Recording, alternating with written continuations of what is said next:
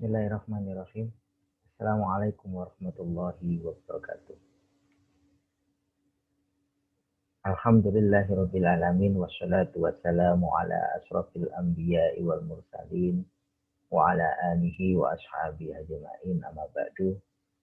Para mahasiswa yang dirahmati oleh Allah Subhanahu wa taala, pada perkuliahan sesi yang kedua ini kita akan membahas tentang Al-Quran, inspirasi pengembangan sains, di mana kajian ini merupakan kerangka dasar ilmu pengetahuan Islam itu dikembangkan.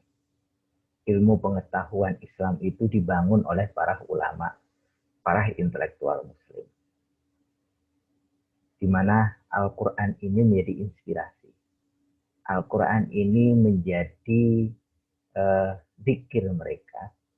Al-Quran ini menjadi kerangka keilmuan mereka untuk melakukan penelitian, pengkajian, penelaahan terhadap fenomena-fenomena yang terjadi di alam semesta ini. Karena di dalam Al-Quran sendiri dijelaskan ada ayat-ayat kauliyah yang tertuang di dalam Al-Quran secara teks tertulis, dan juga ada ayat-ayat kauniyah yang sesungguhnya juga tertulis, tercatat dalam undang-undang, aturan-aturan, qadha dan qadar Allah di alam semesta ini.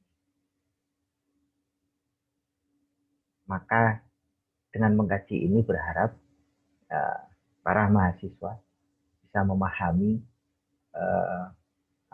kajian tekstual dan kontekstual terhadap sains dan teknologi Islam itu. Kalau kita awali dari Al-Quran sebagai inspirasi ilmu pengetahuan, maka Al-Quran ini sesungguhnya makhluk Allah, ciptaan Allah yang diperuntukkan untuk umat manusia. Hanya saja kemudian diimani oleh umat-umat yang beriman atau umat-umat muslim. Tetapi sesungguhnya ini menjadi kebutuhan bagi seluruh umat manusia. Kata Allah, Allazi unzilal Qur'an hudal linnas wa bayyinatin minal huda wal furqan. Allazi unzilal Qur'an, dialah Allah yang menurunkan Al-Quran itu hudal linnas, sebagai petunjuk bagi umat manusia. Wa bayyinatin minal huda, dan sebagai penjelasan dari petunjuk yang sudah ada, wal furqan, dan pembeda. Maka Al-Quran ini merupakan kalam Allah yang diturunkan kepada Rasul dan penutup para nabi, yaitu Muhammad Rasulullah SAW.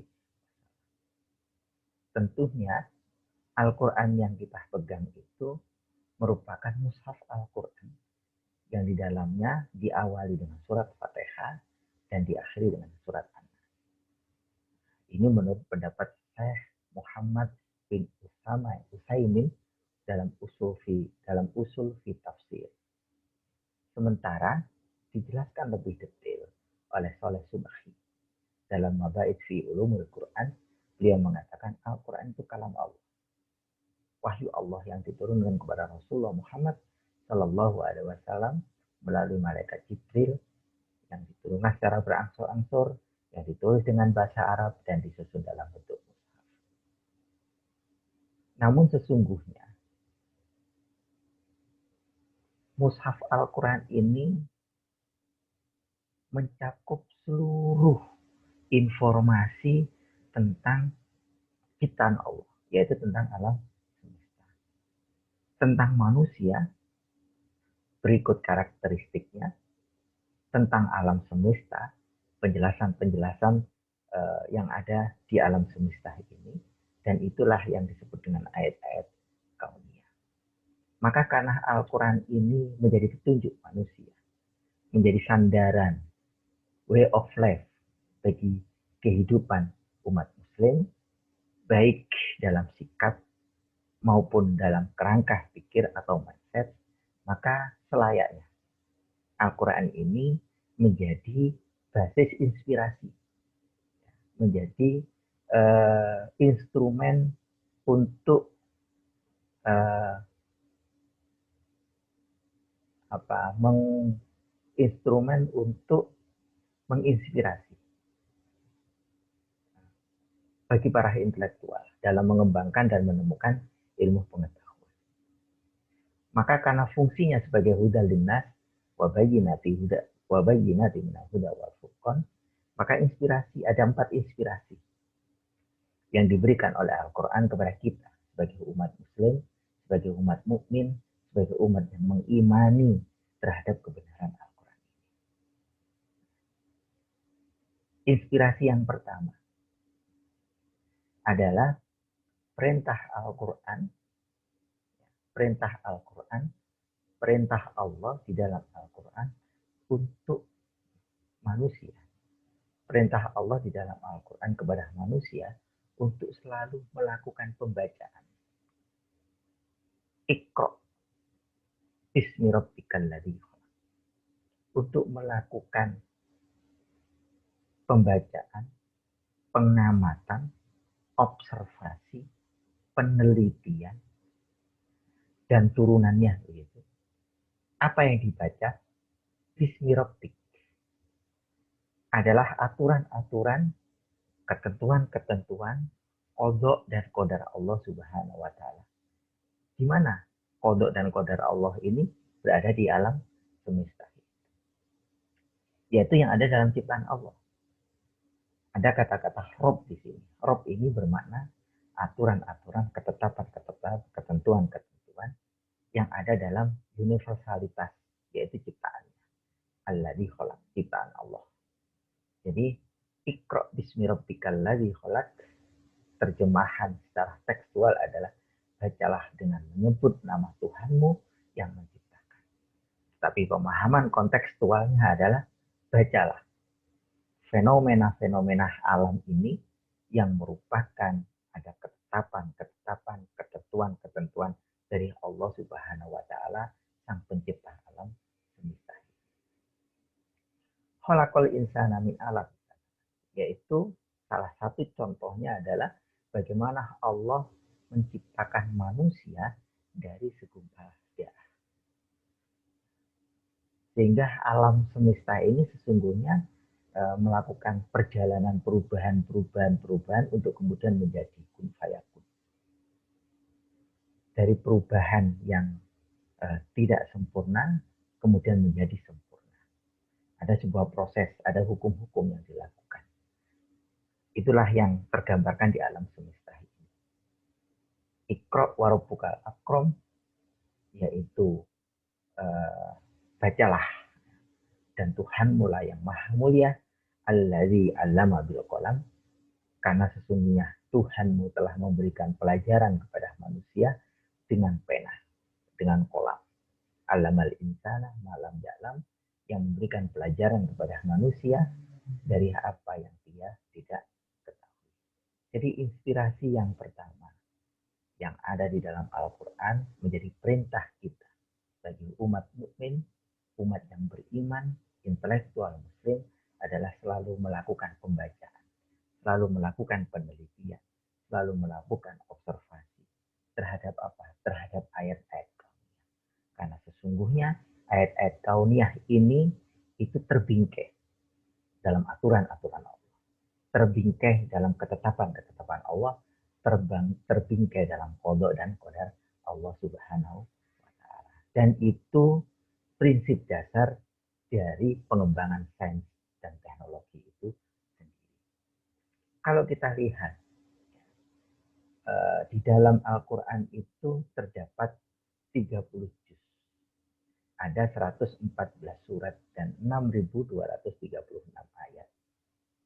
Dan ada dari 6.236 ayat ini, ada sekitar 800 ayat yang berbicara tentang alam semesta. Dan ini merupakan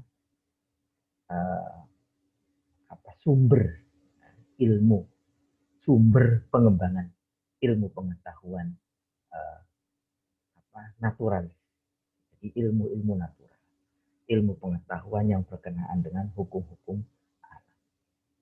Ada 160 ayat yang berkenaan dengan hukum. Tetapi para ulama lebih banyak, lebih sibuk mendiskusikan hal-hal yang berkenaan dengan hukum, sementara hal-hal yang berkenaan dengan alam semesta dalam rangka melakukan pengembangan sains dan teknologi itu lebih banyak ditinggalkan. Maka bagi mahasiswa sains dan teknologi, kami berharap dari kalian, dari saudara semua inilah, inspirasi-inspirasi ilmu pengetahuan diperoleh dari Al-Quran, dari ayat-ayat Allah. Karena banyak hal yang perlu diteliti, banyak hal yang perlu digaji, banyak hal yang perlu digali di dalam Al-Quran. Untuk memunculkan ilmu pengetahuan yang baru. Yang kadang kalah memperkuat teori yang ada, atau bisa jadi menggugurkan teori yang sudah ada.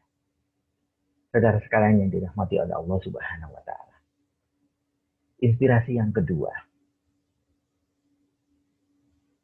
bahwa Al-Quran, Allah Subhanahu wa Ta'ala melalui Al-Quran memerintahkan kepada umat manusia untuk memperkuat ilmu pengetahuan dalam rangka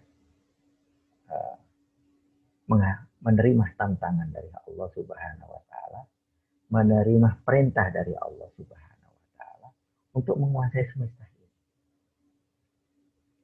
A'udzubillahi minasyaitonirrajim. Ya ma'syarul jinni wal insi.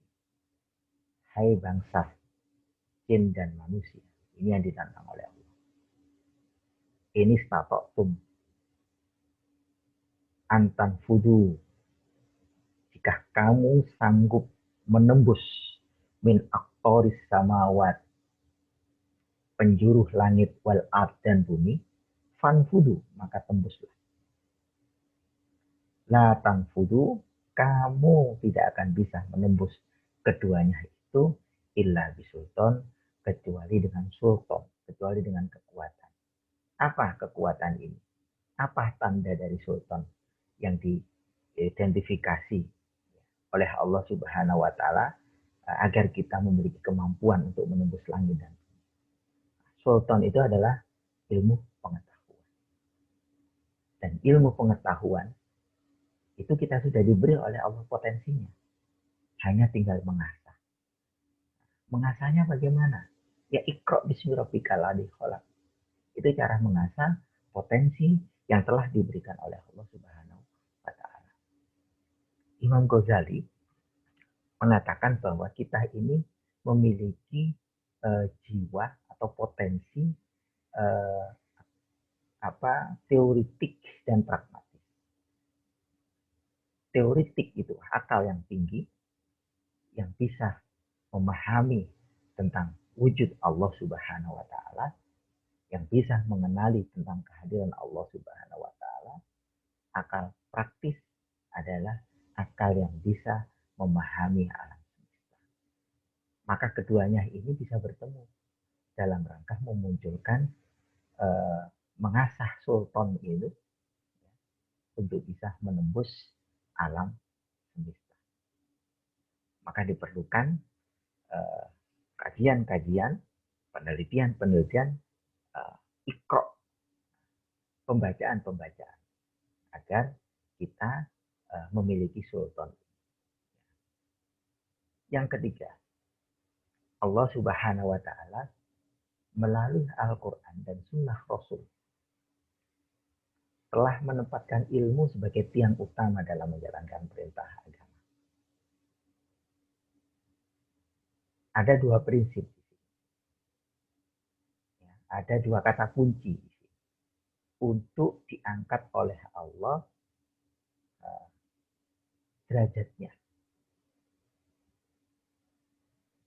Diangkat oleh Allah derajatnya di derajat yang tinggi. Yang pertama adalah iman. Yarfa'illahu alladhina amanu. Sesungguhnya Allah akan mengangkat orang-orang yang beriman. Minkum di antara kamu, walladzina utul ilma, dan orang-orang yang memiliki ilmu pengetahuan dengan beberapa derajat. Ada dua kata kunci di sini, amanu dan ilmu. Jadi Allah akan mengangkat derajat orang-orang yang beriman dan orang-orang yang berilmu. Maka keduanya ini sesungguhnya saling bersinergi, saling keterikat, tidak boleh dipisahkan. Iman membutuhkan ilmu untuk memperkuat pembenaran dari keimanan itu, maka dibutuhkannya ilmu. Tetapi orang melakukan suatu kajian, mengembangkan ilmu pengetahuan, itu dibutuhkan keimanan. Ketika Al-Khawarizmi misalnya menemukan angka 0, itu prinsip dasar yang menjadi inspirasi untuk menemukan angka 0 adalah keyakinan akan kebenaran di dalam Al-Quran. Maka kemudian dari menafsiri Al-Quran itulah dikembangkanlah ilmu pengetahuan hanya dengan menemukan angka 0 dalam ilmu matematika atau dalam ilmu matematika. Sehingga berkenaan dengan iman dan ilmu itu tadi, kalau kita simpulkan dalam kerangka man arada dunya fa'alaihi bil ilmi, barang siapa yang ingin menginginkan dunia, maka capailah dengan ilmu. Man arada al-akhirah fa'alaihi bil ilmi, maka barang siapa yang menginginkan akhirat, maka capailah dengan ilmu. Man arada huma, dan jika ingin keduanya, fa'alaihi bil ilmi, maka capailah dengan ilmu. Maka kita bisa menggambarkan amalia yang berkenaan dengan dunia dan yang berkenaan dengan akhirat. Jika itu dikembangkan, dibangun dengan ilmu pengetahuan atau tanpa dibingkai oleh ilmu pengetahuan. Kehidupan manusia di bumi ini, jika dibingkai dengan ilmu pengetahuan, manusia akan selalu menjadi orang-orang yang bersyukur. Kunci orang bersyukur adalah fikir dan zikir. Fikir adalah berpikir tentang kekuasaan yang ada di alam semesta ini. Tentang kehebatan-kehebatan alam semesta ini. Tentang diri kita, keberadaan diri kita, tanggung jawab diri kita. Tetapi di situ ada zikir, mengingat bahwa segala sesuatu yang ada di alam semesta ini tidak lain semuanya diciptakan oleh Allah, tidak lain semuanya diatur oleh Allah, dirob oleh Allah. Ada undang-undang di sana, ada hukum-hukum kausalitas di sana, ada kodok dan kodar Allah Subhanahu wa taala di sana. Maka seseorang ketika memahami dengan ilmu itu, dia akan selalu bersyukur atas apa yang terjadi dalam dirinya, atas apa yang telah ditugaskan oleh Allah untuk dirinya, sehingga dia memahami akan fungsi dan tanggung jawabnya.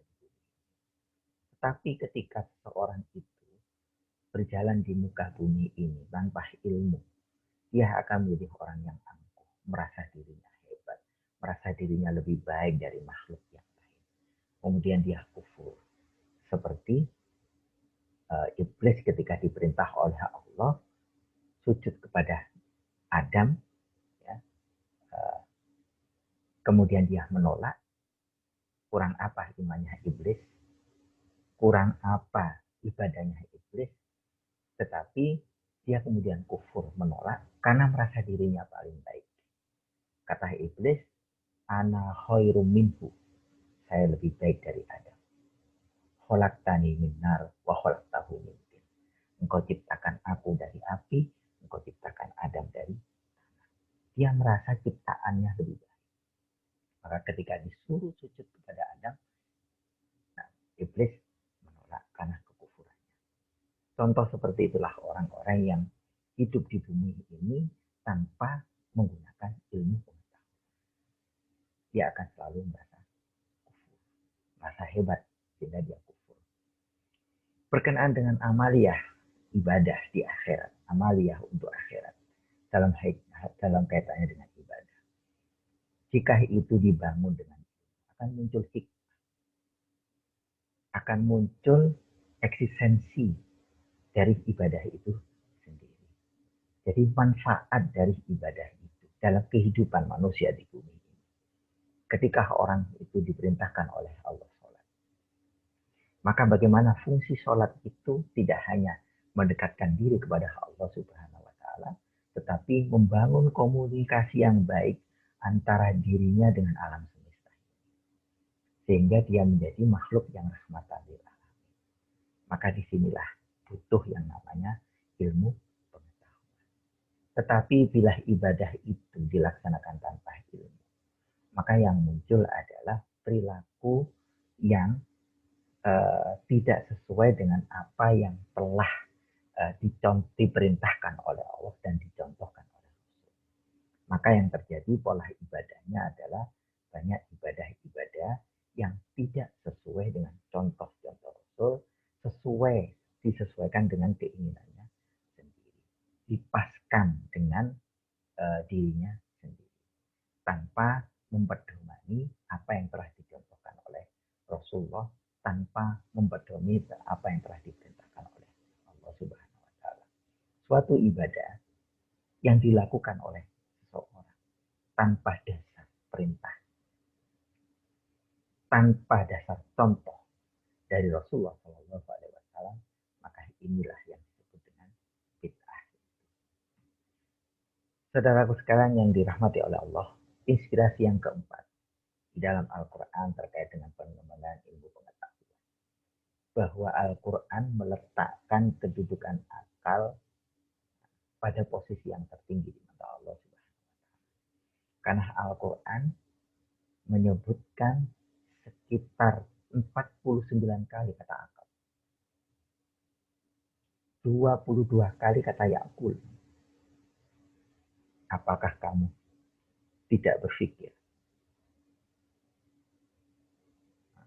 Afala ta'qilun?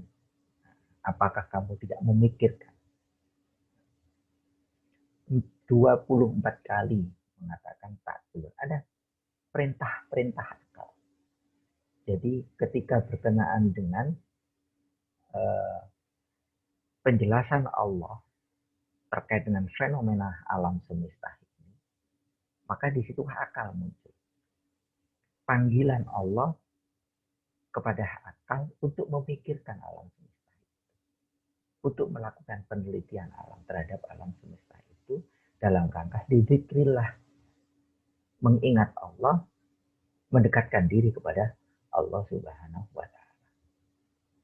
Saudaraku sekalian yang dirahmati oleh Allah Subhanahu wa Ta'ala, dari 4 inspirasi inilah yang kemudian menjadikan para ulama muslim mampu mengembangkan ilmu pengetahuan melalui berbagai pemahaman, berbagai metodologi yang mereka bangun dalam rangka memahami ayat-ayat Al-Quran.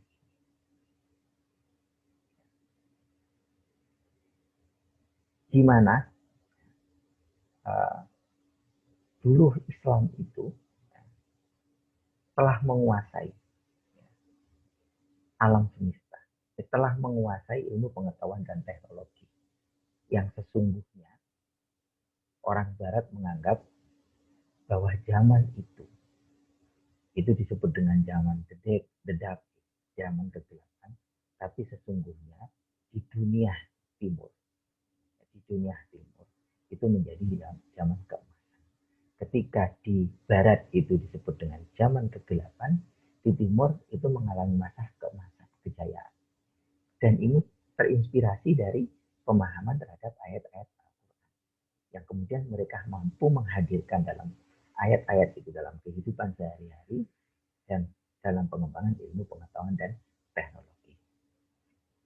Coba kita lihat misalnya, kita amati seorang filosof, seorang ahli sarjana di bidang kedokteran, ahli bedah di dunia, ahli bedah dunia, ahli bedah pertama di dunia kedokteran, psikiater, penemu ilmu jiwa, penulis buku Al-Kanun. Ini adalah Ibnu Sina. Dan di Barat, Ibnu Sina ini dikenal dengan Avicenna, bapaknya medis, bapaknya kedokteran. Jadi di setiap fakultas kedokteran dia selalu ditulis dan fotonya selalu terpampang di sana. Karena seorang ilmu pengetahuan, ilmu-ilmu tentang kedokterannya itu menjadi rujukan bagi seluruh medis di dunia. Tapi dia juga seorang ulama yang ahli di bidang fikih dan tafsir. Ini para ulama terdahulu. Kalau kita lihat, misalnya dia ini adalah Al-Farabi, seorang filosof Muslim, teori emanasi. Dan ini yang kemudian teori ini menjadi inspirasi atau menjadi sandaran sumber dari pengembangan ilmu fisika. Ada teori pelimpahan dari zat yang maha kuasa, maha esa, maha pencipta terhadap alam semesta ini. Bagaimana Allah Subhanahu wa Ta'ala melalui proses emanasi ini menjadikan alam semesta ini. Maka disitulah ada unsur-unsur kimiawi yang dimunculkan dalam ilmu-ilmu fisika. Maka beliau dikenal juga sebagai ahli di bidang fisika, penemu optik, teleskop, bahan teleskop utama, ya, penemu optik ini sebagai bahan teleskop. Karena pada waktu itu umat Islam sangat membutuhkan dalam rangka melakukan pengamatan terhadap astronomi. Kenapa? Astronomi menjadi bahan kajian yang utama dalam dunia Islam. Karena berkenaan dengan penentuan waktu-waktu ibadah.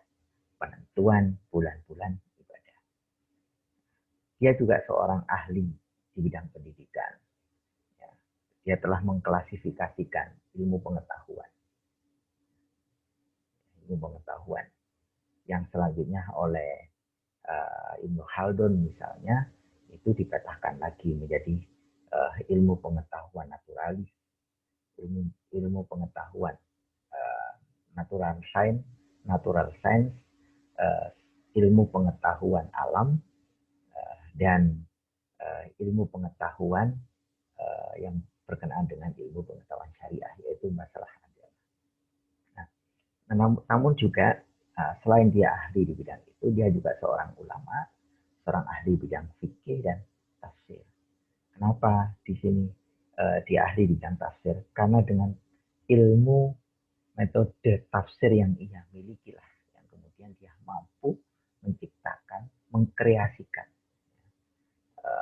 teks yang ada di dalam ayat Al-Quran itu menjadi sebuah konsep kontekstual yang diterjemahkan dalam teori-teori sains, ilmu pengetahuan dan teknologi. Nah, dia juga misalnya kita kenal dengan Muhammad Abu Ibnu Musa al-Khawarizmi.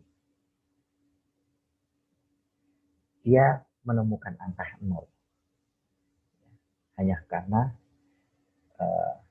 menafsiri sebuah ayat di dalam Al-Quran, surat Al-Baqarah ayat 2, surat Al-Baqarah ayat 190. Faman lam yajib fasyamu salasat. Maka diperintahkan kamu untuk berpuasa. Ini kaitannya dengan haji, ya. Kaitannya dengan pelaksanaan ibadah haji. Fasyamu salasati ayyam. Maka berpuasalah kamu 3 hari fil haji dalam pelaksanaan ibadah haji. Fasaba'ati idza raja'tu, dan 7 hari setelah kamu berada di tempat tinggal. Tilka asaratun kamilah. Hal yang seperti itu adalah 10 yang sempurna. Jadi ada penjumlah 3 dan 7. Nah, disitulah kemudian bagaimana memunculkan angka 10 itu. Padahal angka 1 sampai 9 itu sudah ditemukan, sudah ditulis, tetapi dengan menggunakan angka Romawi. Tetapi di sini Ibnu Musa al-Khawarizmi dengan menggunakan tulisan angka yang sederhana itulah yang kemudian dikenal di penjuru dunia. Menjadi dasar dari pengembangan ilmu geometri, aljabar dan aritmatika. Bayangkan jika angka 1 sampai 0, 1 sampai 10, 0, 1 sampai 0, 1, 2, 3, 4, 5, 6, 7, 8, 9, 0. Itu tidak ditemukan. Maka bagaimana kemudian ilmu fisika dikembangkan, ilmu falak dikembangkan. Akan sangat kesulitan karena mereka menggunakan huruf Romawi, menggunakan angka Romawi. Tapi dengan angka Arab yang ditemukan oleh Muhammad bin Musa al-Khawarizmi, maka umat manusia sangat mudah mempelajari ilmu matematika. Namun jangan dikira dia hanya seorang intelektual, tapi dia juga seorang ulama. Dia ahli di bidang fikih dan ahli di bidang tafsir. Nah, yang keempat, Abdus Salam. Abdus Salam ini seorang penemu ilmu fisika, di bidang ilmu fisika, electroweak interaction. Nah, tetapi dia juga di samping seorang ahli fisika, dia juga seorang ulama dan ahli bidang fikih, terutama di maqasidus syariah. Nah, artinya apa di sini? Bahwa para ulama yang tidak hanya concern di bidang fikih saja, di bidang ilmu-ilmu agama saja, tetapi kita dituntut untuk menjadi seorang ulama, seorang alim, seorang yang ilmuwan dalam rangka menghadirkan Islam yang rahmatan lil alamin.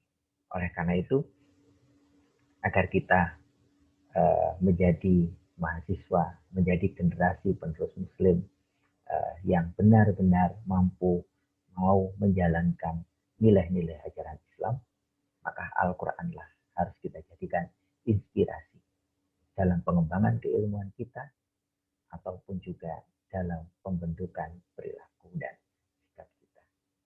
Terima kasih atas perhatian dan partisipasi dalam perkuliahan ini. Mudah-mudahan apa yang kita kaji dalam sesi yang kedua dalam tema Al-Quran Inspirasi Sains ini menjadikan kita semakin dekat kepada Al-Quran, kita semakin tertantang dan tertarik untuk selalu membaca Al-Quran, mempelajari Al-Quran. Tidak hanya itu, tetapi kita mampu mengungkapkan pesan-pesan Al-Quran ke dalam kehidupan kita, ke dalam pengembangan keilmuan kita, ke dalam pengembangan teknologi sebagai cara sarana untuk mempermudah kehidupan umat manusia dan sebagai langkah awal untuk menjadikan umat Islam ini menjadi umat yang memiliki peradaban, menjadikan umat ini menjadi umat yang berkemajuan. Demikian kita akhiri. Billahi taufiq wal hidayah. Wassalamualaikum warahmatullahi wabarakatuh.